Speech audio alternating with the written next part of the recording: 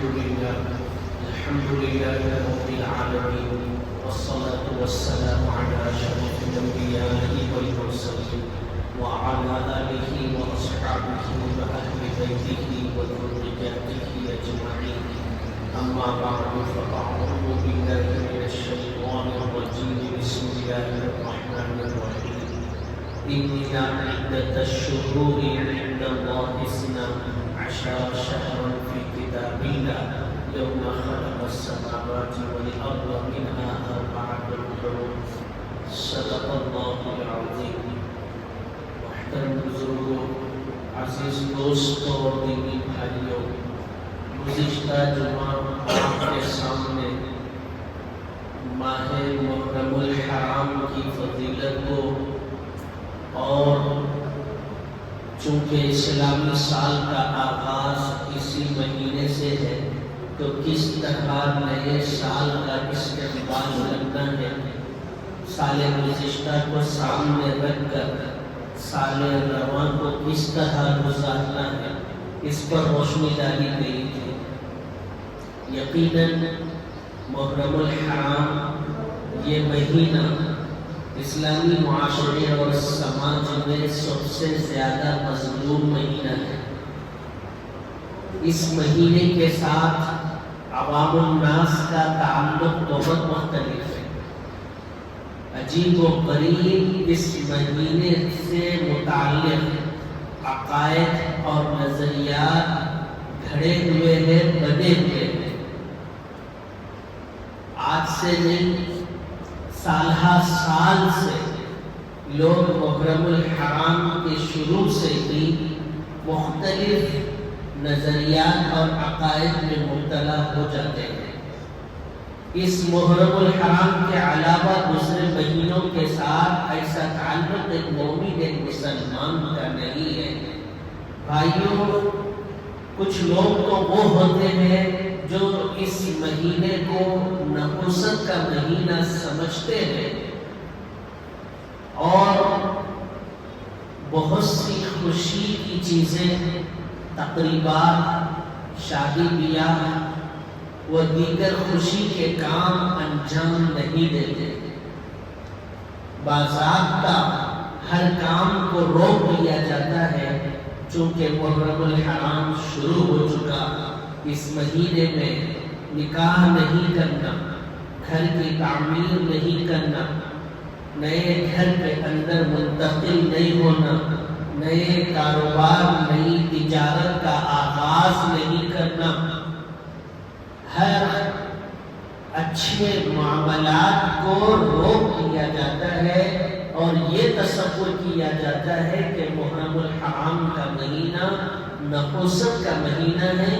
اس مہینے میں اگر کوئی اچھا کام کیا تو اس کا برا ہی ہوتا ہے۔ نعوذ باللہ، استغفر اللہ، 1000 بار استغفر اللہ۔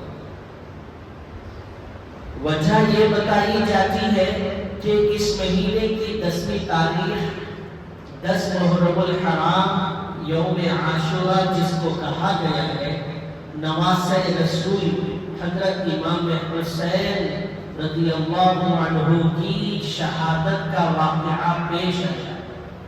چونکہ نواسۂ رسول کی شہادت ہوئی ہے، اس وجہ سے اس مہینے کو نحوست سمجھا جاتا ہے، حالانکہ بہت ہی غلط بات ہے۔ شہادت عظیمت ہے، شہادت فضیلت ہے، شہادت عظمت ہے، شہادت ایک اونچا مقام ہے۔ شہید کا رتبہ اتنا بلند ہے کہ اللہ کی راہ میں جب وہ شہید ہوتا ہے، اس کے جسم سے خون کا قطرہ نیچے گرنے سے پہلے ہی اللہ پاک اس کی مغفرت فرما دیتے ہیں۔ اور شہادت کی موت وہ بہترین موت ہے جس کی تمنا، جس کی آرزو کائنات کے امام الانبیاء سید الاولین والآخرین سیدنا محمد رسول اللہ صلی اللہ علیہ وسلم نے کی۔ صحیح بخاری شریف کی روایت ہے، اللہ کے نبی فرماتے ہیں اللہ کی راہ میں شہید ہونے میں جو مزہ ہے وہ ایسا مزہ اور ایسی لذت کسی اور چیز میں نہیں۔ اللہ کی راہ میں شہید ہو جاؤں، ثم احیا ثم اقتل ثم احیا ثم اقتل ثم احیا ثم اقتل۔ پیغمبر اسلام نے 3 مرتبہ یہ الفاظ استعمال کیے کہ بار بار میں اللہ کی راہ میں شہید کیا جاؤں، پھر زندہ کیا جاؤں، پھر شہید کیا جاؤں، پھر زندہ کیا جاؤں۔ شہادت اگر نحوست ہوتی، شہادت عظمت اور عزیمت نہیں ہوتی تو آقا نامدار شہادت کی موت کی تمنا کیوں کرتے؟ حضرت سیدنا ابو بکر صدیق رضی اللہ عنہ شہید ہوئے، حضرت سیدنا عمر بن خطاب رضی اللہ عنہ روزانہ دعا مانگا کرتے تھے، اللہم ارزقنا شہادتا فی سبیلک وموتا ببلد رسولک۔ اللہ آپ مجھے اپنے راستے میں شہید ہونے کی توفیق دیجیے اور آپ کے نبی محمد رسول اللہ کے شہر میں مجھے موت دیجیے۔ حضرت عمر بن خطاب نے دعا مانگی، وہ بھی شہید ہوئے۔ حضرت علی بن ابی طالب رضی اللہ عنہ وہ بھی شہید ہوئے۔ یعنی کتنے ایسے مایاناز خلفاء اور مایاناز صحابہ ہیں جو شہید ہوئے ہیں۔ بھائیوں، شہادت عظمت ہے، نحوست نہیں ہے۔ اس وجہ سے یہ سمجھنا کہ نواسے رسول کی شہادت ہوئی، Stop filling me. Stop filling me. It's filled. بہت سی اچھی چیزوں سے اپنے آپ کو روک کے رکھنا، یہ اسلامی عقائد کے خلاف ہے، اسلامی نظریات کے خلاف ہے، قرآن اور حدیث کی تعلیم کے خلاف ہے۔ اس کے برعکس لوگ اس مہینے کو غم کا مہینہ سمجھتے ہیں، ماتم کا مہینہ سمجھتے ہیں، رنج و الم کا مہینہ سمجھتے ہیں اور مختلف انداز سے اپنے غم کا اظہار کرتے ہیں۔ کوئی تو بھوکا رہ کر اپنے غم کو ظاہر کرتا اور یہ ثابت کرنا چاہتا کہ میں اہل بیت کے ساتھ ہوں، میں نواسے رسول کے خاندان کے ساتھ ہوں، اور کوئی تو کالی پٹیاں باندھ کر غم کو ظاہر کرتا اور کوئی کالے لباس پہن کر غم کو ظاہر کرتا، اور کتنے ایسے ہیں جو چیخ کر اور چلا کر غم کو ظاہر کرتے ہیں، سینے کو پیٹتے ہیں، کلوں اور گالوں کو پیٹتے ہیں، اپنے کپڑوں کو پھاڑتے ہیں، اپنے گرے بالوں کو چاک کرتے ہیں، اور وہ یہ بتانا چاہتے ہیں کہ ہم نواسے رسول کے ساتھ ہیں، اہل بیت سے سچی محبت ہم ہی کرتے ہیں۔ حالانکہ یہ ساری وہ چیزیں ہیں جس کو اسلام نے سختی سے منع کیا ہے، سختی سے منع کیا ہے، کرنے والے پر وعیدیں رسول اللہ صلی اللہ علیہ وسلم نے بیان فرمایا، اور یہ پورا اثر جو ہم سنیوں میں آ رہا ہے، اہل سنت والجماعت کے ماننے والوں میں آ رہا ہے، یہ در حقیقت شیعہ اور خوارج سے صحبت کی بنا پر، شیعت اور خوارج اور روافض سے انسیت کی بنا پر، ان کے ماحول سے متاثر ہو کر سیدھا سادھا مسلمان اس میں مبتلا ہو رہا ہے۔ جس طرح وہ غم کا اظہار کر رہے ہیں، اسی نہج سے ہمارے گھروں میں بھی ماتم منایا جاتا ہے، اچھے لباس نہیں پہنے جا رہے ہیں، گھر کی خواتین زیب و زینت نہیں کر رہی ہے، اور گھر کی خواتین ماں بیٹیاں اپنے ہاتھوں پر مہندی تک نہیں ڈالتی ہیں، اور اپنے گھر کو صاف ستھرا نہیں رکھتے، گھر سے بھی ظاہر کرتے ہیں کہ ہمارے گھر میں بھی ماتم ہے، جیسا ماتم کربلا میں تھا۔ میرے بھائیو، اللہ کے نبی صلی اللہ علیہ وسلم نے ایسے غم سے، ایسے ماتم سے، ایسے الم سے، ایسی نوحہ خانی سے، گالوں کو مارنے اور سینوں کو پیٹنے، گریبانوں کو چاک کرنے سے منع فرمایا۔ اللہ کے نبی صلی اللہ علیہ وسلم نے جو تعلیم ہم کو دی ہے، دین اسلام نے جو ہدایت ہم کو دی ہے، وہ یہ ہے کہ آپ ایک مسئلہ سمجھیں کہ اگر شوہر کا انتقال ہو جاتا ہے اور بیوی بیوہ ہو جاتی ہے تو اس کے لیے بھی متعین دن ہے، ایام مقرر کیے گئے کہ 40 دن تک وہ خاتون زیب و زینت سے پرہیز کرے اور اپنے خاندان میں کوئی قریبی رشتہ دار یا دور کا رشتہ دار انتقال کر جاتا ہے تو بتایا کہ 3 دن تک اس کے لیے تعزیت مسنونہ۔ اگر واقعی ماہ محرم الحرام علم کا، غم کا، نوحہ خانی کا مہینہ ہے تو پھر اسلام میں اس کے لیے بھی کوئی حکم ہونا چاہیے تھا، جبکہ قرآن مقدس میں کہیں بھی اس کا ذکر نہیں، احادیث رسول میں کہیں بھی اس کا ذکر نہیں ہے۔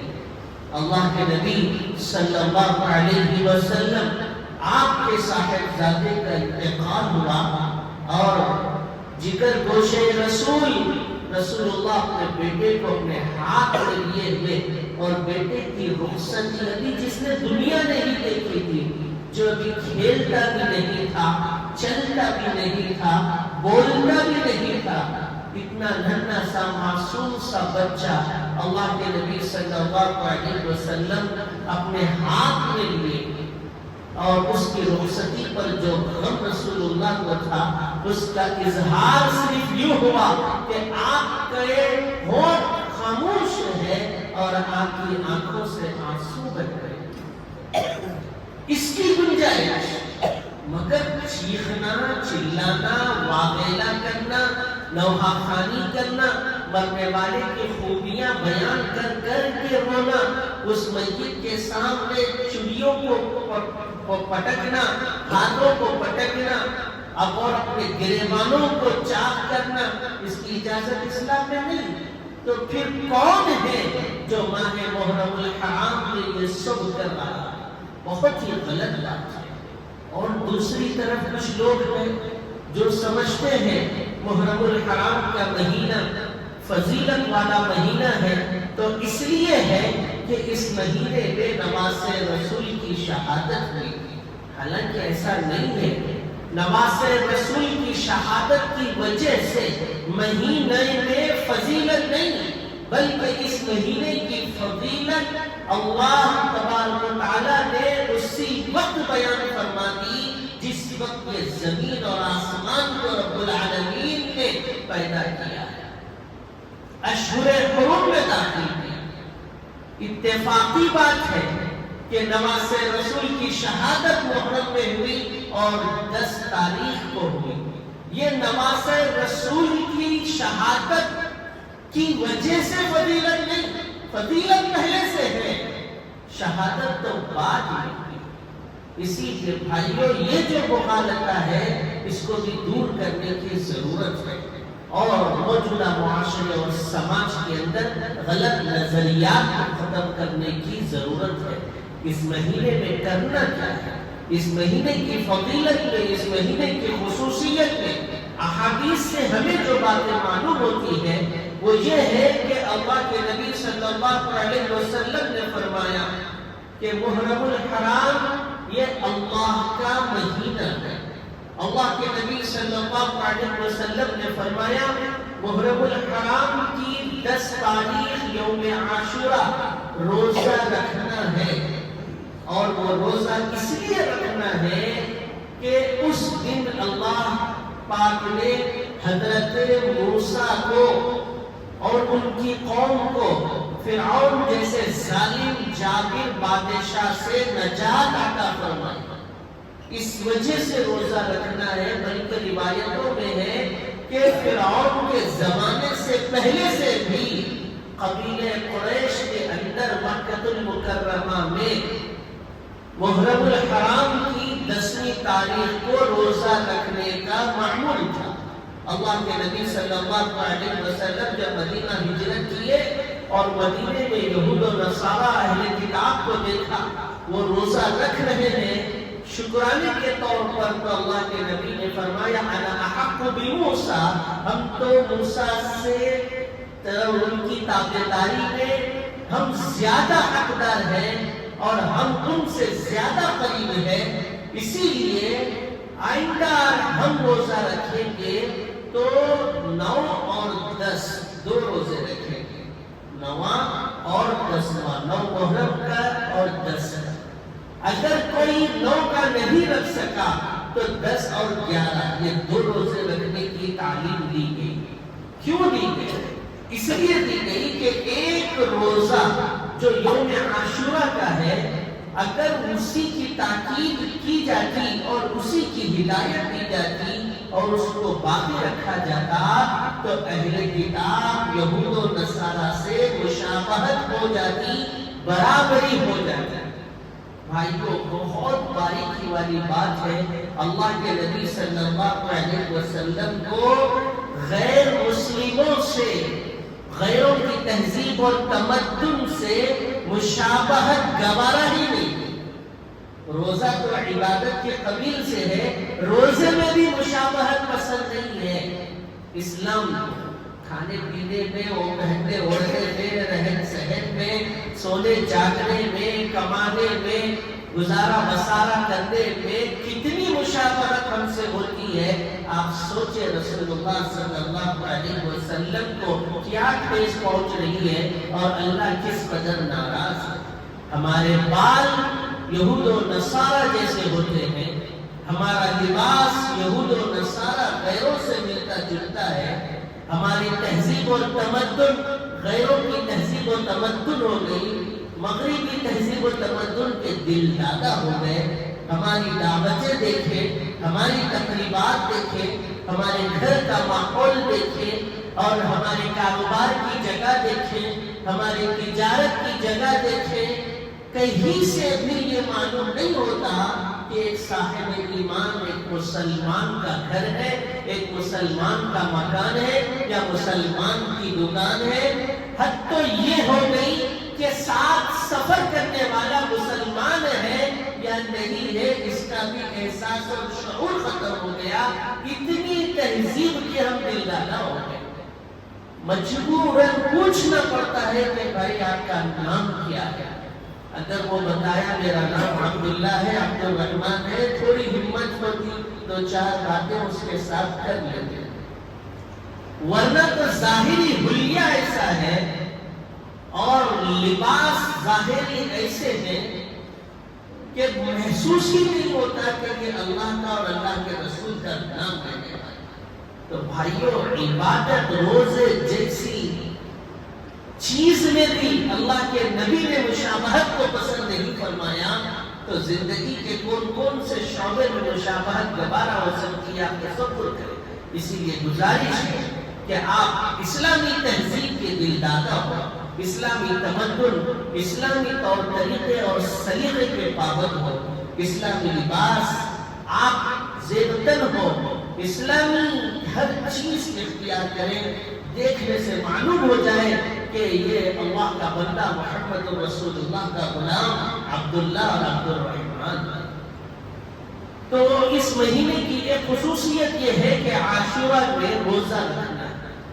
دوسری خصوصیت اس مہینے میں یہ ہے کہ اس روزے کے سلسلے میں اللہ کے نبی نے فرمایا کہ مجھے امید ہے اللہ کی ذات سے کہ اللہ تبارک و تعالیٰ سال گزشتہ کے سارے گناہوں کو معاف فرما دے گا اور سارے گناہ مٹا دے گا۔ تو محرم الحرام کے روزے سال گزشتہ کے صغیرہ گناہوں کے مٹنے کا باعث بنتے ہیں۔ دور رسول سے ہی امت کے اندر یہ معمول ہے محرم الحرام میں روزے رکھنے کا اہتمام ہوتا ہے، اس کا خیال کرنے کی ضرورت ہے، رکھنا چاہیے۔ اور یہ روزے رمضان سے پہلے سے فرض تھے، رمضان کے روزوں کی فرضیت بعد میں ہوئی اور محرم الحرام کے روزے پہلے فرض تھے۔ بعد میں جب رمضان کے روزے فرض ہوئے تو ان روزوں کی فرضیت ختم ہوئی، مگر ان روزوں کی فضیلت اللہ رب العالمین نے باقی رکھی ہے۔ لہذا یہ روزے فرض تو نہیں ہے، مستحب ہے۔ اگر آپ رکھتے ہیں تو اجر و ثواب ملے گا، نہیں رکھتے ہیں تو چھوڑنے پر کوئی گناہ بھی نہیں ملے گا۔ مگر امت کے جو نیک لوگ ہیں ان کا طریقہ یہ رہا کہ ایسی سنتیں، ایسے مسنون اعمال جو سال میں ایک دفعہ کرنے کو ملتے ہیں، اس کے رکھنے کا بہت اہتمام کیا جاتا ہے۔ لہذا جن جن حضرات کے اندر قدرت اور طاقت ہو وہ ان روزوں کے رکھنے کا اہتمام کریں۔ دوسری بات یہ ہے کہ محرم الحرام یہ پورے مہینے میں بنسبت دوسرے مہینوں کے روزہ رکھنے کے زیادہ فضیلت ہے۔ آپ صرف 9-10 کا یا 10-11 کا ہی روزہ نہیں، بلکہ اس مہینے میں آپ کتنے بھی روزے رکھ سکتے ہیں۔ دوسرے مہینوں کے بنسبت اس مہینے میں روزے رکھنے کی فضیلت زیادہ ہے، اس کا بھی خیال کرنا چاہیے۔ اللہ کے نبی صلی اللہ علیہ وسلم کی یہ تعلیمات اور ہدایات پہ عمل کرنے کی ضرورت ہے۔ ایک اور روایت میں یہ بھی ذکر ہے، اللہ کے نبی صلی اللہ علیہ وسلم نے فرمایا کہ گھر کا ذمہ دار شخص محرم الحرام کی 10ویں تاریخ یوم عاشوراء کو اپنے دسترخوان کو کشادہ کرے، یعنی روزانہ معمول کے حساب سے جو کھانا اور جو پکوان گھر میں ہوتا ہے اس سے تھوڑا بہتر پکائے، اچھا اور عمدہ پکائے، اہل خانہ کو خوش کرے، تو اللہ تبارک و تعالیٰ پورے سال اس کے رزق میں برکت عطا فرماتے ہیں۔ اور اس کا تجربہ رہا ہے، جن جن حضرات نے اس پر عمل کیا انہوں نے اپنا تجربہ ظاہر کیا۔ مگر پکوان کے سلسلے میں کون سی چیز پکانا ہے اس کی تعین حدیث میں نہیں ہے اور کہیں کسی کتاب میں نہیں ہے، مگر ہم لوگوں نے ضروری بنا لیا، ڈشز کو بھی ضروری بنانا۔ قبولی ہے، محرم کی ڈش ہے، محرم کے علاوہ دوسرے میں نہیں پکاتا۔ کسی اور مہینے میں پکائے تو بولتے کہ محرم شروع ہو گئے۔ کھچڑا ہے، حلوہ ہے، مخصوص قسم کے پکوان ہیں، اس کو صرف محرم سے ہی جوڑا جاتا ہے۔ محرم آئے تو ہی پکانا ہے، ورنہ نہیں پکانا۔ اگر آپ اس کو ضروری سمجھ کر پکاتے ہیں تو اللہ کے گھر میں بیٹھ کر یہ بات کہہ رہا ہوں کہ آپ گنہگار ہیں، یقیناً اس کا گناہ ہو۔ آپ اس کو ضروری نہ سمجھیں، آپ کی خواہش ہے اور آپ کی طبیعت چاہتی ہے کہ کھاؤں تو کھائیں بھائی۔ دنوں کے اندر کوئی حلال حرام نہیں ہے، جمعہ حلال ہے، ہفتہ حرام ہے، ہفتہ حلال ہے، اتوار حرام ہے، ایسا کچھ نہیں۔ اور کھانوں میں بھی جو حلال ہے وہ حلال ہے، جو حرام ہے وہ حرام ہے، مگر کھانوں کو کسی مہینے سے جوڑ کر کے اس کو ضروری سمجھنا یہ غلط ہے۔ اسی لیے آپ اس کا خیال کریں، غیر محرم میں بھی آپ پکا کر کے کھائیں۔ نارملی بریانی انسان جب من چاہے جب پکاتا ہے اور کھا لیتا ہے، تو جو پکوان ماہ محرم میں ضروری سمجھے جاتے ہیں آپ غیر محرم میں بھی اس کو پکائے کھائیں، کوئی مسئلہ نہیں۔ مگر آپ اس کو اسی مہینے میں ضروری سمجھ کر پکاتے ہیں تب تو یہ غلط ہے، اس کا خیال کرنے کی ضرورت ہے۔ اور آخری بات یہ ہے کہ اس مہینے میں جس قدر آپ سے ہو سکے خوب دعائیں کرے، اللہ سے توبہ کرے، کثرت سے استغفار کرے اور کثرت سے قرآن کی تلاوت کرے، اللہ کا ذکر کرے۔ بھائیوں، سال آ رہے ہیں گزر رہے ہیں، مہینے آ رہے ہیں گزر ہیں، شعبان آیا ہی کیا فوراً رمضان آیا۔ رمضان گزرا ہی نہیں کہ ذی الحجہ شروع ہوا، حج کا مہینہ ختم نہیں ہوا کہ محرم آیا، دیکھتے ہی دیکھتے یہ بھی گزر گیا۔ تو باتیں صرف سننے اور کانوں کو جھٹکنے کے لیے نہیں ہے، بلکہ عمل کرنے کے لیے ہے۔ ان چیزوں پر آپ عمل کریں تو انشاءاللہ بہت سی چیزیں جو دنیاوی ہے، زندگی سے متعلق ہیں، بعافیت دور ہو جائے گا۔ بندہ کرنا نہیں چاہتا اور سب کچھ ہو جانا تو کیسے ہوگا؟ پہلے کریں تب ہوگا، نہیں کریں گے تو پھر اس کا رزلٹ بھی صحیح نہیں آئے گا۔ یہ چند باتیں ہیں جو اس مہینے میں کرنے کی ہے، اس پر توجہ دیں۔ اور ایک بات میں بابا کے دوہل کہوں گا کہ خاص طور سے یہ جو جلوس نکالے جاتے ہیں، جھنڈیاں ہوتی ہیں، کالے پٹیاں جو باندھ کر کے گھومتے ہیں اور اپنے ہاتھ پر باندھ دیے جاتے ہیں، اور مجھے وہ الفاظ بولنا نہیں آ رہا، انگاروں پر ناچتے اور کودتے ہیں، اور ان کے پاس جا کر آپ اپنی زندگی کی اچھائی اور برائی معلوم کرتے ہیں۔ صاحب اچھائی اور برائی، جس کو طہارت کا طریقہ نہیں معلوم ہے، کپڑے پہننے کا سلیقہ نہیں معلوم ہے، کھانا کھانے کا ادب نہیں معلوم ہے، بات چیت کا طریقہ نہیں معلوم، بڑوں سے کیسا پیش آنا نہیں معلوم، چھوٹوں سے کیسا پیش آنا نہیں معلوم، کھڑے کھڑے پیشاب کرنے والا آج وہ محرم الحرام میں سر پر ٹوپی پہن کر کے کیا آ گیا، آپ اس کے پیچھے دوڑتے ہیں، بھاگتے ہیں، یہی میرا سب کچھ ہے۔ اور اس کے سامنے جا کر کے بیٹی کی شادی کے بارے میں، بچے کی جاب کے بارے میں، ذاتی مکان اور ذاتی دکان کے بارے میں سوال کرتے ہیں، اور وہ نشہ کرتا ہے اور بولتا ہے۔ جس کے منہ میں حرام ہو اس منہ سے کبھی خیر نہیں نکلتا۔ کیا ہو گیا بھائیو آپ کے ایمان کو؟ کیا ہو گیا؟ اللہ پر یقین ختم ہو گیا۔ کیا آپ یہ سمجھتے ہیں کہ آپ کا پیدا کرنے والا نعوذ باللہ نہیں ہے؟ کیا آپ یہ سمجھتے ہیں کہ قرآن دنیا میں نہیں ہے؟ کیا آپ یہ سمجھتے ہیں کہ اللہ مسبب الاسباب نہیں ہے؟ اللہ حل المشکلات نہیں ہے؟ بہت ہی غلط بات ہے۔ سیدھے ایسے لوگوں کا ٹھکانہ جہنم ہے۔ اللہ کے نبی صلی اللہ علیہ وسلم کی روایتوں سے یہ بات واضح ہے۔ اسی لیے میری گزارش ہے، کوئی اس طرح کا کام کر رہا ہے تو اس سے بچے، احتیاط کریں۔ آپ نہیں کر رہے، بہت اچھی بات ہے، شکر ادا کریں۔ آپ کے خاندان برادری میں اگر ایسے لوگ ہیں تو ان کو سمجھائیں اور ان کو بتائیں کہ یہ اسلام کا حصہ نہیں ہے، یہ قرآن کی تعلیم نہیں ہے، نہ تو یہ فرض ہے نہ تو واجب ہے۔ اللہ نے ان پر کوئی جنت کا سرٹیفکیٹ نہیں رکھا، جنت کے اعلیٰ درجے اور بلند مقام ان پر ملنے والا نہیں۔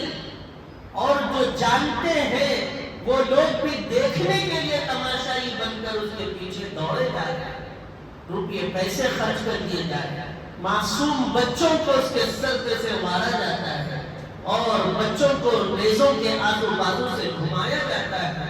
میرے بھائیوں، فَأَيْنَ تَذْهَبُونَ، قرآن کہتا ہے کہ تم کہاں جا رہے ہو، کہاں جا رہے ہو، کس چیز نے تمہیں دھوکے میں رکھا۔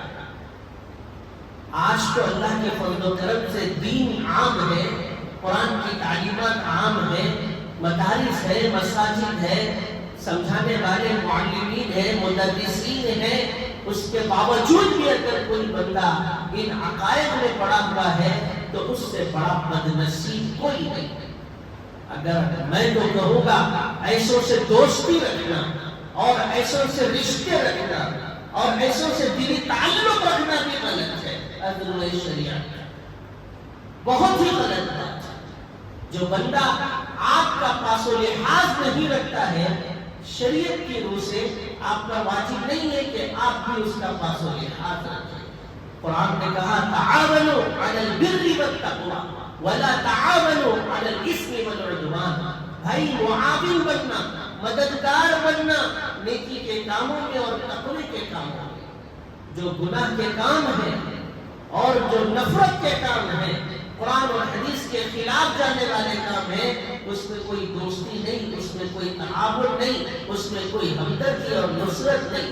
اللہ تبارک و تعالی امت مسلمہ کی حفاظت فرمائے، اللہ امت مسلمہ کو ان غلط عقائد اور نظریات سے محفوظ فرمائے، اللہ ہم حاضرین میں سے جو اس میں مبتلا ہے انہیں کی بھی حفاظت فرمائے۔ وآخر دعوانا ان الحمد للہ رب العالمین۔